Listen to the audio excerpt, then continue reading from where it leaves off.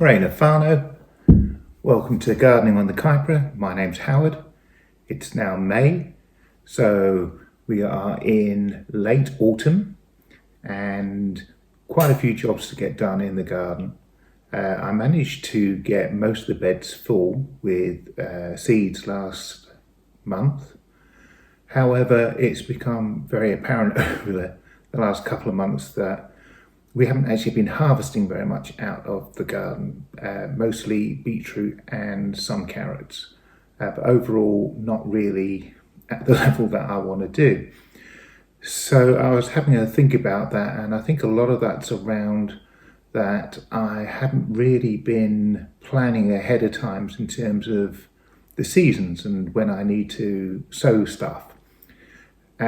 So given that, I think I really need to do some more sowing this month with a view to whether that's going to be ready for spring or later and how that's going to fit in with the bed. So that could be quite tricky. I guess the other thing that we've got to do this month is just generally think. And what I mean by that is that this house is a new build and we moved in July, and when we did that, we set some money aside from the build cost for things like the fences, a shed, a polytunnel, and we wanted to be in the house for a little while before we kind of went ahead with some of those things, just to work out where would be the best place to put them, because they're big things and not easy to change your mind if you decide later that you don't like them where they are. So the two things that are really happening soon would be the polytunnel and the shed. So Lynn and I have got to do some real thinking about where they're going to go. I'm pretty much certain now where the polytunnel is going to go. The shed size and where that's going to go is still a little bit up for debate. Things that we've still got to do in the veggie garden is I've got to plant the garlic, the pak choi, the coriander, and got to have a think about whether I'm going to put some more peas in. The peas are doing really well. The second lot that I put in looked like they've caught up with the first lot, so not sure that's going to give us much in the way of succession harvesting. The other thing I'm not quite sure about is whether there's actually going to be enough heat for them to flower, and if there is, whether there's going to be pollinators around to actually pollinate them. So I'm kind of a bit unsure how that's going to go, but I guess we'll see. Okay, so that's the summary, and we'll see how we get on at the end of the month. Join me then. Okay, particularly good day today, a day that I've been looking forward to for a long time, and today's the day I'll get the garlic into the ground. I've mentioned a few times over the last couple of months that this bed was particularly set aside for it, and the reason I actually am looking forward to it so much was that last year I grew just a few bulbs of garlic from the supermarket, not expecting them to do anything, and actually they came up brilliantly, and we've had garlic for at least 6 months. We don't use a lot of it here, but it was really good to be able to just have it on hand whenever I wanted it. So yeah, going to put some more in for this season, and I'm hoping that it's going to do well. One of the things that I've done is I've kept it in the fridge for a few days now. I read somewhere that it needed to be cold so that it would split. If it doesn't get some frost on it, then it won't split, and we don't get frost here at all. So I thought I'd pop it in the fridge just to see if that makes a difference. So we'll see. Okay, so let's get into it.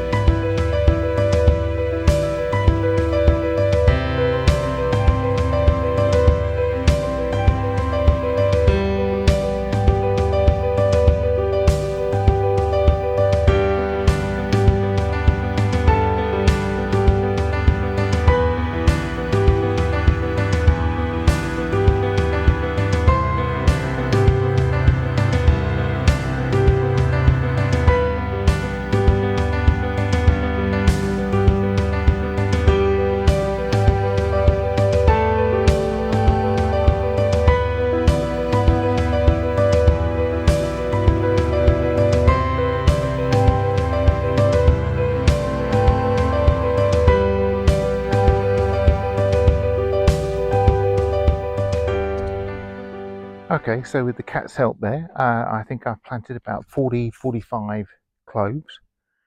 Not quite enough for a year, but pretty close for us.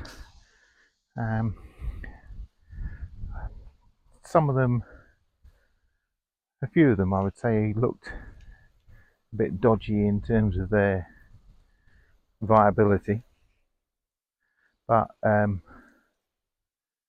even so, a fairly good number.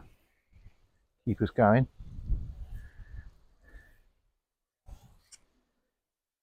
And I guess it will give us more of a guide for next year if I want to be growing more.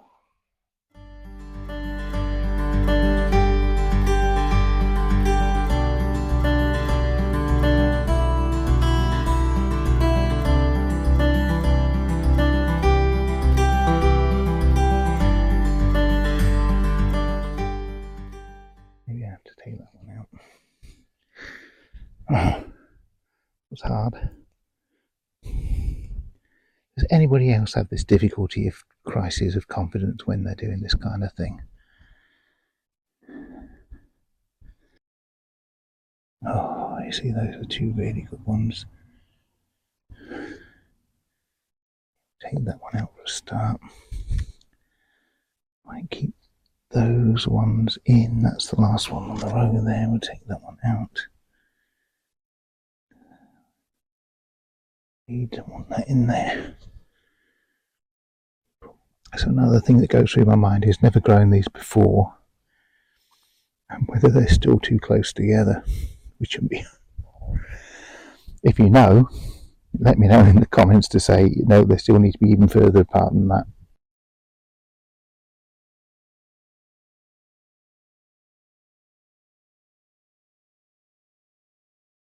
See good.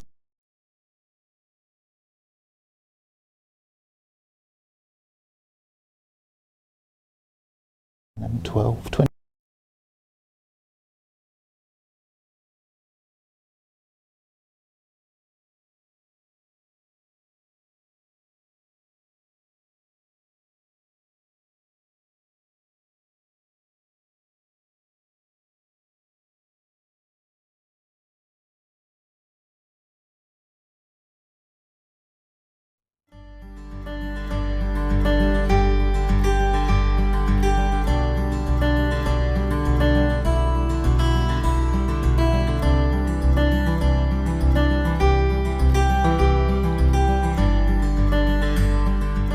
Okay, so we are now at the end of May, and as you may have picked up from some of the previous videos, having some technical problems with my sound this month, some through user error and some through battery error.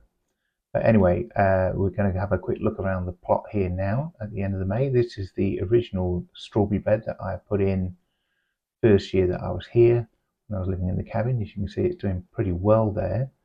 This is the new one that I put in using runners. Some of them have taken really well. Others are struggling a bit at the moment. Some of the outer leaves have died, but there does seem to be some evidence of new growth coming in from the center.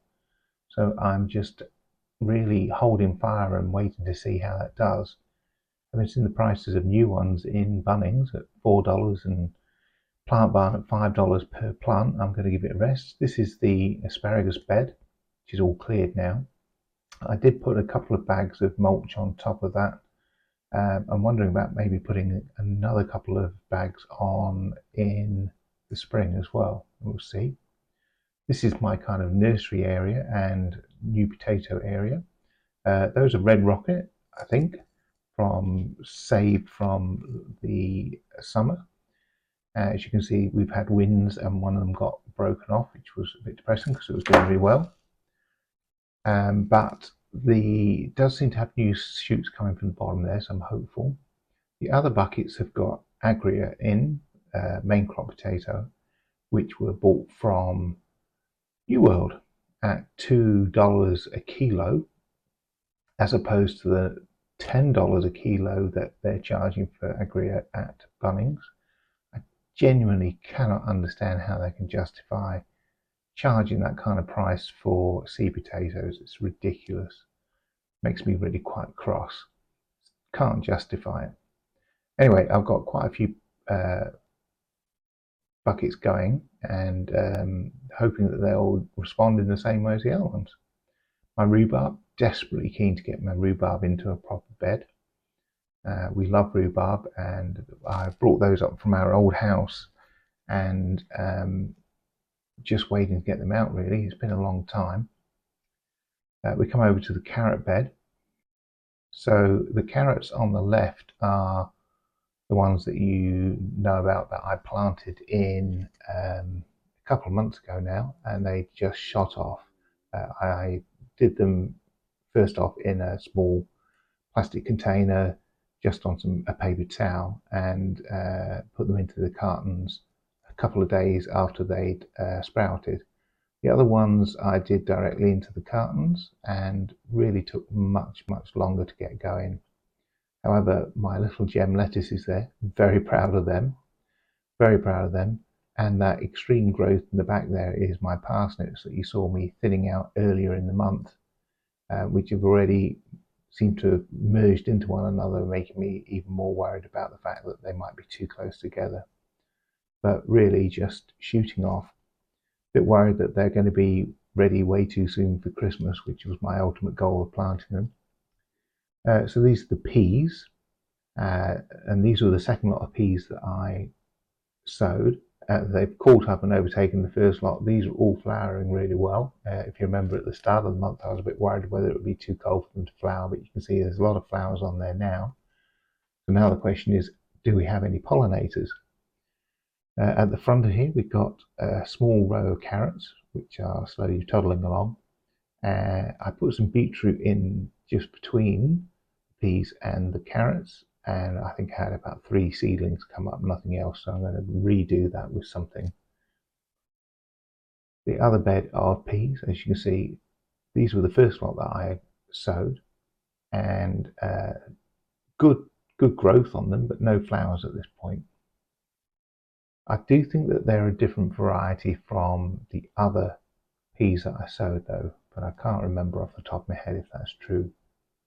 In front of them is the leeks, and as you can see, a small thin row of beetroot that I've sowed in there, which did come up. And I'm going to, rather than having them multi-sown, I'm just going to grow them as a single row in the hope that I might get some bigger beetroot out of them. I think actually prefer bigger beetroot to the small golf ball ones, just in terms of the way that I cook them, which is roasting them. Just seem to be easier when they're bigger, and I can peel them with a knife much easier. There you can see is one of my volunteer marigolds, which I've got quite a few around, and it's flowering, which is amazing. You can see another flower coming in there. So potentially it could be as colourful as it was in the summer, which would be amazing. That would be so good. So we have here the onion bed. Leeks in the front, onions in the back. The onions are already feeling like they're massive. The netting over them seems to make such a big difference. Quite amazing, really. And I'm again now worried that I might have them too many, too close together. But they're doing really well. The chives that I transplanted in here, I split them and transplanted, and they have recovered well. And so that's really good. And these are the garlic that you saw me planting out at the start of the month, again with some more of the volunteer marigolds. And you can also see the sweet peas in the back there, which I've now tied in down the bottom, and they are beginning to take off. There seems to be good growth on them, and that's very exciting.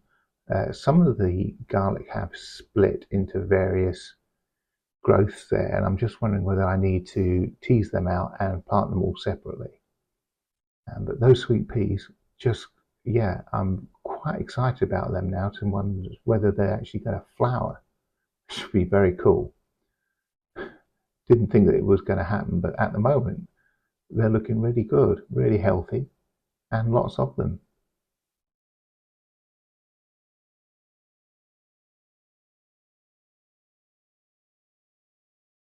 Zinnia is still flowering, although beginning to look a bit washed out again. I don't know whether I need to trim them down a bit. But actually, considering we're coming into winter, quite a lot of colour going on. These are the bok choy that I planted. They are taking their time to get going compared with the other brassicas, and they're getting a little bit eaten. And so I think, right, I'm going to take this chicken wire off, which was basically there to keep Ninja Cat off, and I'm going to put some more netting around them. You can see one of the echinacea, you can see the celeriac slowly beginning to take shape. I've got parsley planted in here. I was struggling to see whether anything was coming of it, but I actually think I spotted one just this morning. So I'm hopeful I might get some parsley there. Beetroot, we've been getting good picking off that over the while, but it's beginning to get a bit small, which makes me panic that we're going to run out of beetroot. I kind of be focusing heavily on the beetroot and the carrot because we use them a lot. This was the last of the carrots, so you can see there's a couple of little ones left in there now. And then that's all the carrots that I've got ready for picking. And I think that goes back to what I was saying at the beginning of the month around not really getting the succession planting going really well at this point in time. It's definitely something I need to work on. Cabbage and broccoli doing unbelievably well. I know it might not come as a surprise to other people, but it's always a surprise to me when things actually grow in my garden. And these are doing really well. In fact, the broccoli are slightly smothering the cabbage, but that's because I've planted them really close. But I actually don't have a problem with that. And this bed cleared of the dahlias. Chopped the dahlias down on the right hand side there. This bed has been completely cleared of the dahlias, so it's freed up for other things. I think I'm going to put some more beetroot and some carrots in there and some radish. Try and get that really full of stuff in the next month. And so there we go. That's the veggie garden in a nutshell. Heading into winter, I feel really pleased at how it's all come together. Really, lots of things growing. Not so much in the way of what we've harvested so far, but I feel that there's lots of potential there, which I'm really excited about, and definitely much better than I've ever done before at this time of the year. So yeah, it's always a learning process, isn't it? But I feel like it's really coming together, particularly looking at those onions and the brassica cage. I think they're probably the success story at the moment. So this is a quick look at the front bed of the house with the lavender and the standard roses. The roses are called My Mum, and they're a beautiful kind of coral pink. Not normally a big fan of lavender just because it goes really straggly, but I was watching a YouTube channel the other week about how you keep them bushy and full, which is basically you chop them right down to about 5-6 inches each winter. So I'll probably be doing that next month, and also trying to take some cuttings off them. These were all from Bunnings, relatively cheap. A couple of them died off, which we had to replace, but actually they did pretty well and thickened up quite nicely. And then finally, a quick look at the orchard in the making. As you may remember, we planted 7 trees with a view to seeing how they cope in the high wind area. Actually, this is in a little bit of a dell from the rest of the section, and so gets some protection from the prevailing winds. You see on the left there that the Braeburn apple is the only one that's still holding its leaves at the moment. And then a couple of months ago we bought this tree, which is an apricot, and it's a double. I think one's called Sundrop. Can't remember off the top of my head what the other one's called. We might actually pick it up on the label if I happen to zoom in on that. But we planted that in about a month and a half, 2 months ago, and yeah, it seems to have done pretty well in settling in, as have all the trees really, to the point where we feel confident that we can get some more in. I think that they normally come into the garden centres around July, August, and so hoping to get some more. Personally, definitely want to get some pears. We haven't got any pears in at the moment. These are the citrus and feijoa tree bushes. Yeah, so looking to have some pears definitely coming on, possibly another apple. I want to try and get a mulberry tree, and I definitely want to get some avocado trees, which are my favourite. I know that they take quite a long time to get to the point of maturity where they will actually bear fruit. I'm keen to get them into the ground as quickly as we can. Um, the fig did really well, but has lost its leaves now. Um, so yeah, looking forward to developing the orchard a bit more during the winter. So there we go. That's the end of the tour, and apologies for the voiceover. I want to thank you for watching. I want to wish you well. So harura, take care, look after yourselves, and be really good if you could join me again in June for the 6th month anniversary of the channel.